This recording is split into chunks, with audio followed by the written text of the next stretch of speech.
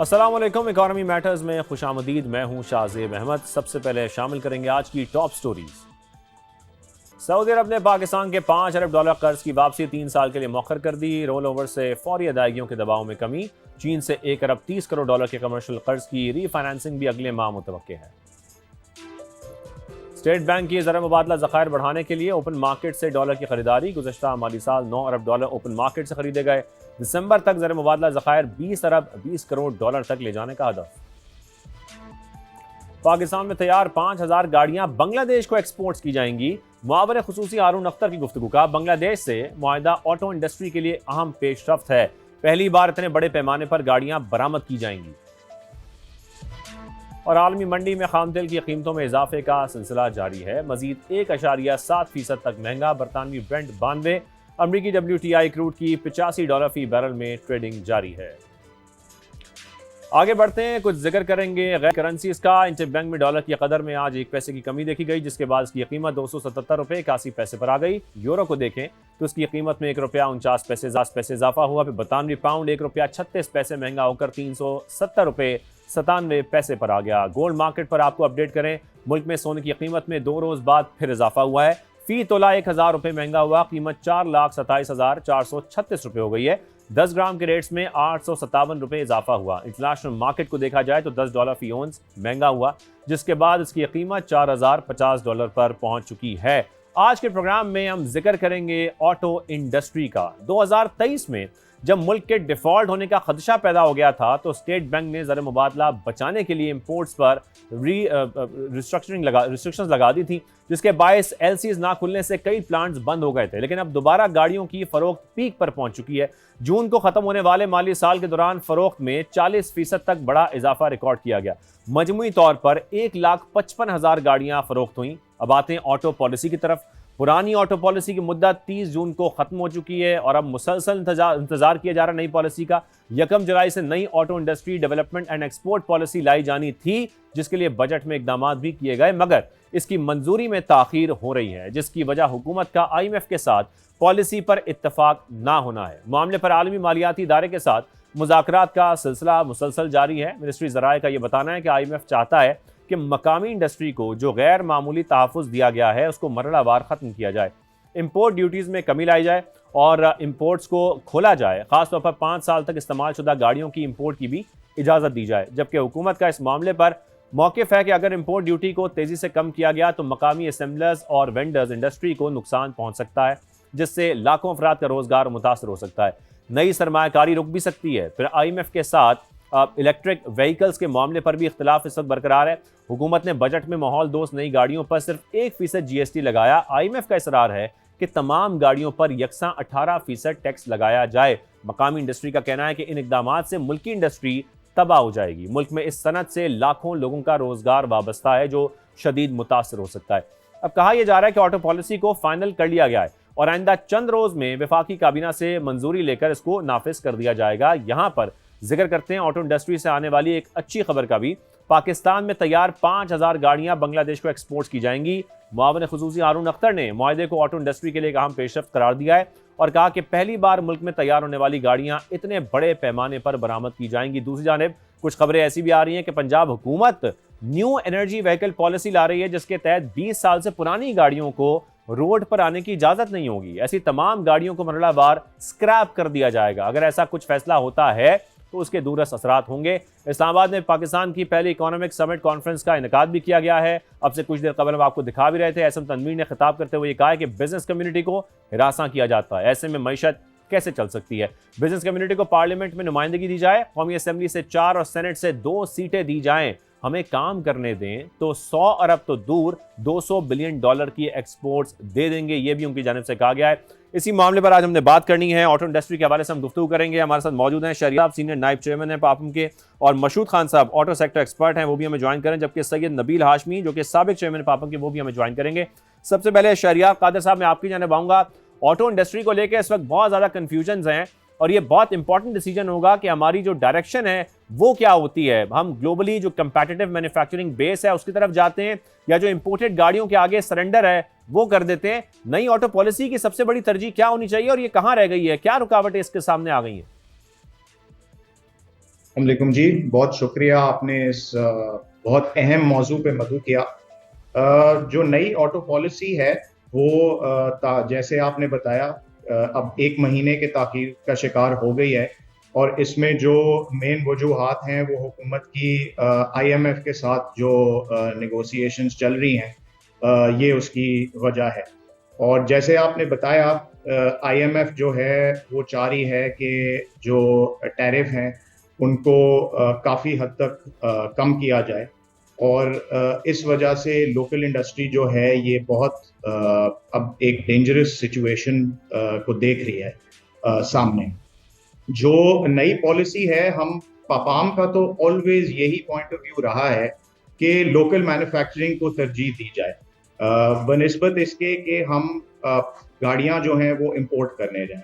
अभी जो finance bill में हुकूमत ने मेजर्स लिए हैं, उसमें उन्होंने सीबीयू गाड़ियां जो हैं उनकी ड्यूटी जो है वो 50% से 30% पे वो ले आए हैं। जिसका मतलब ये है कि जी बजाय इसके कि पार्ट अगर इंपोर्ट होते हैं और गाड़ियां बनती हैं, तो उसके बजाय कंप्लीटली बिल्ड गाड़ियां जो हैं वो पाकिस्तान में आ रही होंगी, जो कि मकामी इंडस्ट्री के लिए तो बिल्कुल ही ये एक बहुत ही खतरनाक बात है जी। बिल्कुल। और जैसे कि आप सीबीयू का जिक्र अभी कर रहे थे, सीबीयू इंपोर्ट अगर होती रहेंगी तो फिर तो शहरियार साहब ये बड़ा प्रॉब्लम बन जाएगा। हमारा जो फॉरेन एक्सचेंज रिजर्व्स हैं वो भी ज़ाहिर है इससे अंडर प्रेशर आएंगे। नहीं जी, बिल्कुल 100%। जो लोकल ऑटो पार्ट मैन्युफैक्चरर्स हैं वो तकरीबन 1.5 अरब डॉलर की इंपोर्ट सब्सटीट्यूशन जो है वो सालाना करते हैं। और ये सारी मैन्युफैक्चरिंग मकामी बेस पे होती है। तो अगर ये सब बंद हो जाएगी और इसके बजाय सीबीयू व्हीकल्स जो हैं वो आना शुरू हो जाएंगी, तो वैसे ही इतना हमारे खजाने पे प्रेशर है, तो ये मजीद जो है वो मुल्क कैसे बर्दाश्त करेगा ये। और एक बात मुझे बताइएगा, उसके बाद मैं मशहूर साहब की तरफ भी जाऊंगा, कि हमने तकरीबन $6 बिलियन प्लस की इंपोर्ट्स की हैं ऑटो पार्ट्स में। अगर हम गुज़श्ता 5 साल की बात करते हैं, कुछ में आप हमें फिगर्स बता सकते हैं? जी, इसके पिछले आप ऑटो पार्ट्स का पूछ रहे हैं? जी जी, ऑटो पार्ट्स का। जी, ऑटो पार्ट्स की इंपोर्ट जो है वो तकरीबन पिछले 5 सालों में इतनी होगी, लेकिन जो इंपोर्ट सब्सटीट्यूशन है सालाना अगर आप देख लें, वो काफी हद तक इस फिगर को क्रॉस कर जाती है। तो हमारे फायदे में यही है कि जितनी हम लोकलाइजेशन पे फोकस करें वो मुल्क के फायदे में होगी चीज।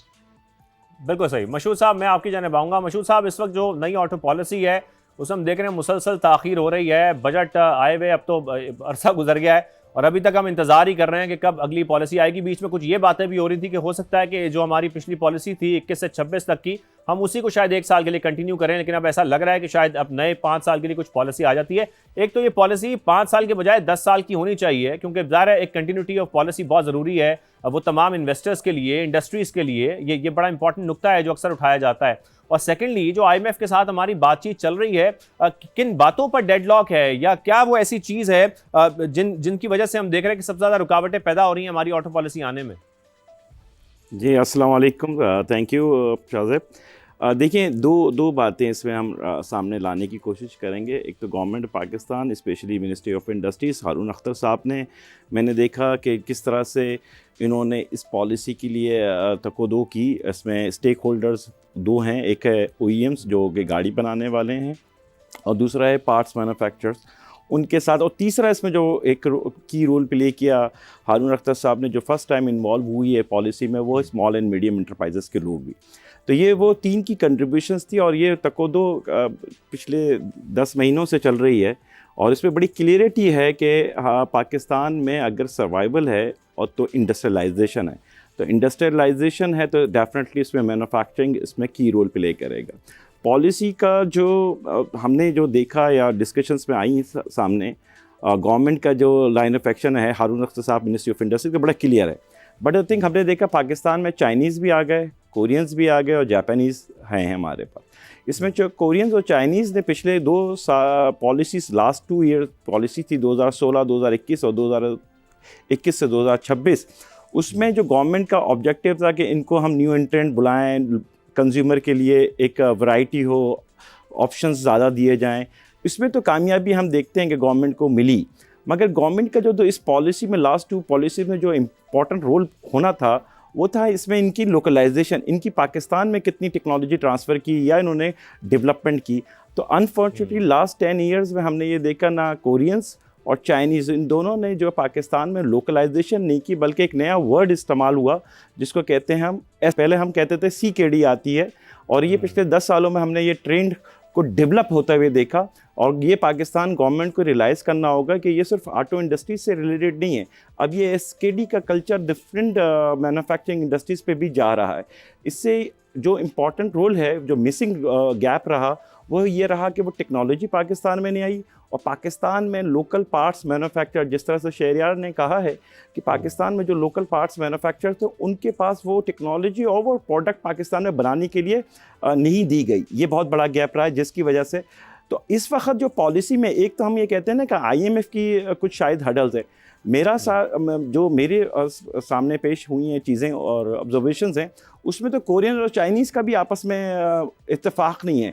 और जब कोई पॉलिसी लाई जाती है तो वो नेशनल इंटरेस्ट पे होगी, ना कि वो विशेस पे की जाएगी कि इनकी कुछ ख्वाहिशात हैं, इनकी ख्वाहिशात हैं। इस ख्वाहिशात से पॉलिसी जो है का तसलसल मुल्क के लिए नुकसानदेह होगा।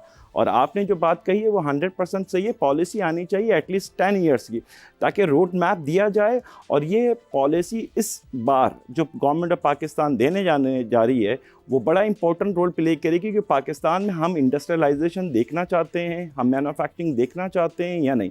इसकी एक बात और मैं ऐड कर दूं यहाँ पे, एक बात, पाकिस्तान ने अभी 2025-2030 की एक नेशनल टैरिफ पॉलिसी दी है, जिस पे मेरा ये मानना है कि ये नेशनल टैरिफ पॉलिसी में हमने तो रिड्यूस किया है 0, 5, 10 एंड 15% का जो 2030 में, ये बहुत बड़ी हर्डल है। ये हर्डल जब हम बात करते हैं तो लोगों की परसेप्शन शायद सिर्फ ऑटो इंडस्ट्री है, मगर मेरा ये मानना है कि ये पॉलिसी को अगर आप इम्प्लीमेंट करवा रहे हैं तो ये बड़ा ख़तरनाक होगा 4 बड़े सेक्टरों में। एक है हमारा ऑटो इंडस्ट्री, दूसरी है हमारी सिरेमिक इंडस्ट्री, और तीसरी टाइल्स इंडस्ट्री, और चौथी टेक्सटाइल इंडस्ट्री, जो पाकिस्तान की एक्सपोर्ट में कुछ ना कुछ कंट्रीब्यूशन आपको दिखाती है। तो जब ये पॉलिसी, तो नेशनल टैरिफ पॉलिसी को आई थिंक हम तमाम जो भी हमारे इंडस्ट्रियलिस्ट हैं और एसोसिएशंस हैं, ट्रेड बॉडीज़, उनको ये कंबाइंड एफर्ट्स करके इस को रिव्यू करना चाहिए, क्योंकि IMF का ये नहीं है, हम अपनी बनाए हुए हाथ से अपनी जड़ों को काट रहे हैं। बिल्कुल सही। शहरियार साहब, coming back to auto parts industry, जैसा आप जिक्र कर रहे हैं लोकलाइजेशन की, जब हम बात करते हैं जो जापानीज ऑटो पार्ट्स हैं उसकी हम देख रहे हैं कि लोकलाइजेशन हुई, लेकिन ये बात बिल्कुल दुरुस्त है कि जो कोरियन है या फिर हम बात करते हैं चाइनीज़ की, तो अभी तक उसकी किसी किस्म की कोई लोकल मैन्युफैक्चरिंग नहीं हो रही, और ज़ाहिर है फिर उसकी वजह से हमारी इम्पोर्ट्स में मुसलसल इजाफा होता रहेगा। जी बिल्कुल, लेकिन देखें उसकी एक वजह भी है। जब लोकलाइजेशन जो है वो डिपेंड करती है कि हुकूमत की पॉलिसी क्या हो। और जैसे मशहूद साहब ने कहा, मैं यहाँ पे बहुत कमेंट करना चाहूँगा हारून अख्तर साहब और उनकी टीम, सेक्रेटरी साहब सैफ अंजुम साहब, उन्होंने उनका नॉलेज जितना इंडस्ट्री के हवाले से है, मेरा नहीं ख्याल है कि किसी मिनिस्ट्री का इन द पास्ट रहा होगा। और इसमें यही है कि पॉलिसी जो है वो डिपेंड करती है कि आप नीचे क्या करेंगे। अब जब पॉलिसी अलाउ करती है, जो जैसे इन्होंने कहा कि 2015-21 और फिर 21 से 26, ये सारी पॉलिसीज डिजाइन ही इस तरीके से हुई थी कि नए एंट्रेंट्स जो हैं वो आए पाकिस्तान में। वो पॉलिसी का ऑब्जेक्टिव मीट हो गया, लेकिन अब हमने उससे आगे बढ़ के लोकलाइजेशन, जो पार्ट मैन्युफैक्चरर्स, देखें हमारी इंडस्ट्री जो है वो पार्ट मैन्युफैक्चरिंग इंडस्ट्री है, और ये एक मैसिव इंडस्ट्री है जो कि एक्सपर्टीज रखती है, इंजीनियरिंग एक्सपर्टीज रखती है। ये सिर्फ ऑटो पार्ट्स की एक्सपर्टीज नहीं रखती। हमारी मेंबर कंपनीज ने कोविड के दौरान वेंटिलेटर तक जाके डेवलप किया है, जो कि अभी ट्रायल स्टेजेस में चल रहे हैं, और डिफेंस इंडस्ट्री के लिए बहुत सारा काम होता है।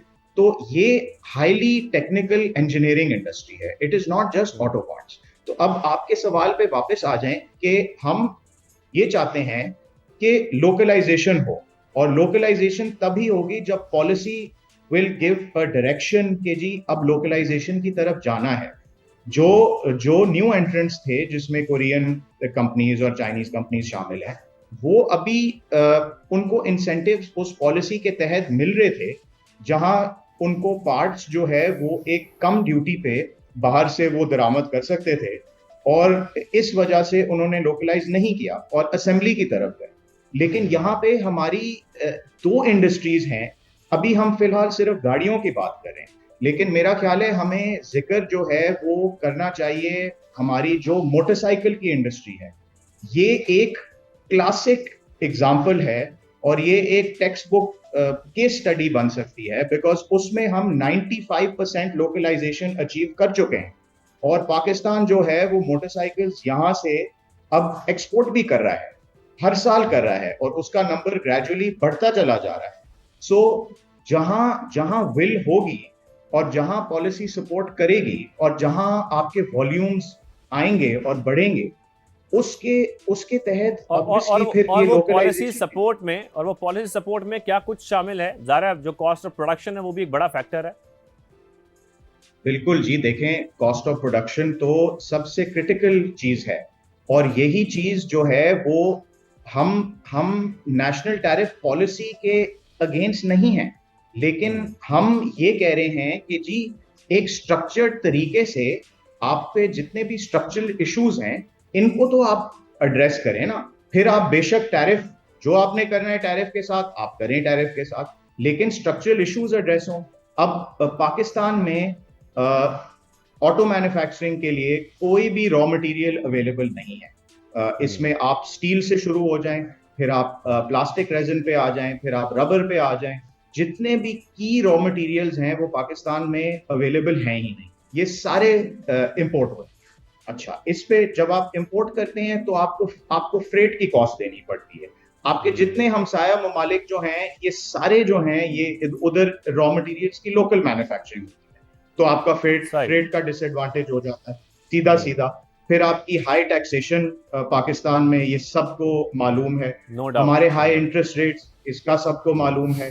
फिर हमारे जो वॉल्यूम्स हैं वो स्टैग्नेंट रहते हैं, जिसकी वजह से आपकी शहरियार साहब जो निशानदेही आप कर रहे हैं ये तमाम चैलेंजेस का सामना है। फिर मशहूद साहब मैं सवाल आपकी तरफ यही लाऊंगा, जैसा कि अभी जिक्र भी हो रहा था हारून अख्तर साहब का, और उन्होंने जो बात की है अभी रिसेंटली, और वो ये कह रहे हैं कि हमने बांग्लादेश को 2029 तक 5000 गाड़ियां बरामद करनी है और पाकिस्तान मैन्युफैक्चरिंग हब बनने जा रहा है। लेकिन फिर ये किस तरीके से होगा अगर इतने चैलेंजेस हमारे सामने खड़े होंगे तो?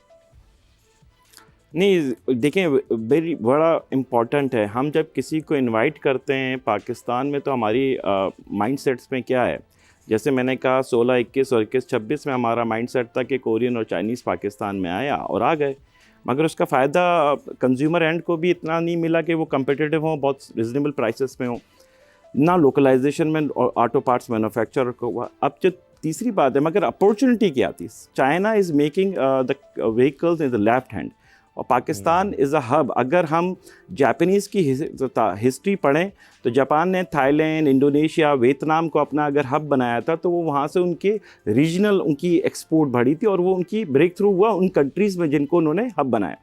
तो इस वक्त जो गवर्नमेंट अगर ला रही है तो चाइनीज़ के लिए बड़ा अपॉर्चुनिटी कि पाकिस्तान को अगर वो राइट हैंड हब बनाता है तो डेफिनेटली ये 5000 तो बहुत मिनिमम नंबर्स ऑफ व्हीकल्स हैं। वी हैव द अपॉर्चुनिटी कि हम 100,000 ऑफ व्हीकल्स हम पाकिस्तान से एक्सपोर्ट करते हैं, जो दुनिया में 54-57 कंट्रीज़ हैं राइट हैंड।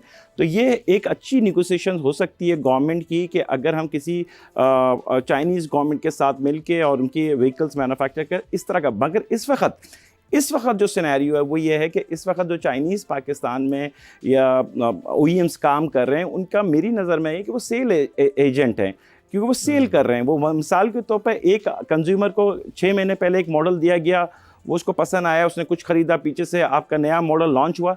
ये भी किसी भी तरीके से एक मैन्युफैक्चरिंग इंडस्ट्री के लिए ये कॉन्सेप्ट मैं नहीं समझ सकता, क्योंकि जो भी मैन्युफैक्चरिंग इंडस्ट्री होती है या OEMs होते हैं वो लॉन्ग टर्म करता है कि मैंने एक मॉडल लॉन्च किया है, इसके इन टर्म्स ऑफ वॉल्यूम के बाद मैं एक नया मॉडल लाऊंगा। ये कभी भी नहीं होता 6 महीने साल भर में हम एक नया मॉडल लाएँ। ये वहीं होगा जहाँ सेल्स कमीशंस मिलते हैं, सेल्स आपको एडवांटेजेस मिलती है। इंडस्ट्री के लिए ये होता है कि आप एक मॉडल डिज़ाइन करें पाकिस्तान के लिए, उसको एटलीस्ट 5 ईयर्स, मिनिमम 5 ईयर्स दें, तो वॉल्यूम भी होगा, लोकलाइजेशन की अपॉर्चुनिटी भी बनेगी। मैं और जिक्र करूं, जो बात हारून अख्तर साहब ने भी की, और वो बैटरीज बनाने के हवाले से है कि आपको लगता है ये बहुत अच्छी ऑप्शन है, या अभी भी हमारे लिए बेहतर ऑप्शन यही है कि हम चाइना से उसको इंपोर्ट कर लें? जी, बैटरी के सिलसिले में जो अभी नेक्स्ट पॉलिसी आएगी इंशाअल्लाह ताला, उसमें आप देखेंगे गवर्नमेंट उस पॉलिसी में मैन्युफैक्चरिंग्स के लिए बैटरी की इंसेंटिव अनाउंस करने वाली है, जिसका एडवांटेज है। और जो मैं लास्ट गवर्नमेंट के साथ था, मिनिस्टर साहब के साथ चाइना में, तो वी नो कि वहाँ पे एक दो बड़े बिग प्लेयर्स हैं जो पाकिस्तान में इंटरेस्ट रखते हैं कि हम बैटरी को पाकिस्तान में मैन्युफैक्चरिंग की तरफ लेके जाएं स्टेप बाय स्टेप। तो ये एक बहुत अच्छा ब्रेक थ्रू होगा अगर हम उसमें कुछ इंसेंटिव्स किस तरह से डिज़ाइन करके गवर्नमेंट फॉरेन इन्वेस्टमेंट को देती है, वो बैटरी पाकिस्तान में भी बनाई जाए और पाकिस्तान से अगेन इज़ अ अपॉर्चुनिटी कि वो हम एक्सपोर्ट भी करें।